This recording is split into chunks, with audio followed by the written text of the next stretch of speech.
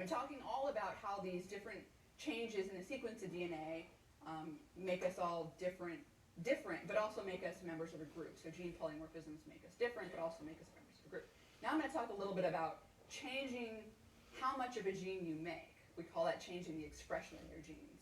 So different factors in your lifestyle, different dietary factors, different micronutrients, stress, how much sleep you get, how hot you are, how much you exercise, all these things can change certain factors, epigenetic factors, that can sit on top of your DNA, and they can turn a gene on, they can make it more active, make it do what it's supposed to do so you're doing more of it, or they can turn a gene off so that the gene is not active. It's there, but it's almost as if it was not there because it's really not doing the function that it's normally supposed to do.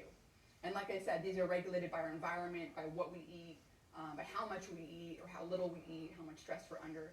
But the really interesting thing about epigenetics is that these epigenetic marks, they actually hitchhike on to the sperm DNA and the egg DNA, and they can be passed on to the next generation. They can be passed on to your children and even to your grandchildren in some cases. So I want to highlight sort of a really good example of this that was done in animals. It was done in mice. So this was done a few years ago. This study came out of Australia, and researchers fed male mice a very inflammatory diet. It was a diet that was high in corn oil, high in sugar. It was a terrible diet. The mice became obese, and they got type 2 diabetes. They became insulin resistant. Big surprise. I mean, most of us know that obesity is associated with type 2 diabetes.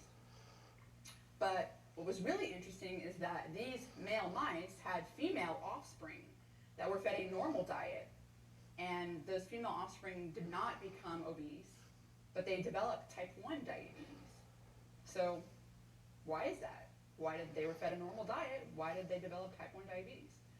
Well, it turns out that this diet, this high inflammatory diet that these male mice were fed, caused an epigenetic mark called a methyl group to go on top of the sperm DNA next to a gene that's important for creating insulin in the pancreatic beta islet cells. It sat on top of that gene and it turned it off, so that it wasn't working even though it was there. And that sperm DNA then made up a new mouse. And so the female mouse had this gene that had this little mark sitting on top of it that was turning it off. So the female mouse was unable to make insulin, and that's type 1 diabetes. So pretty interesting study.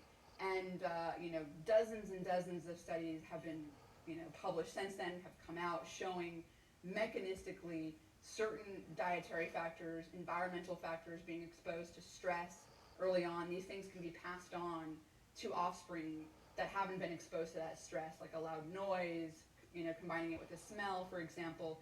Then you have then you have an offspring, and that animal then all of a sudden hates the smell of whatever it is, but it's never been exposed to it. Why does it get anxious? So there's things that are regulating, genes in sperm and also in egg DNA that are getting passed on.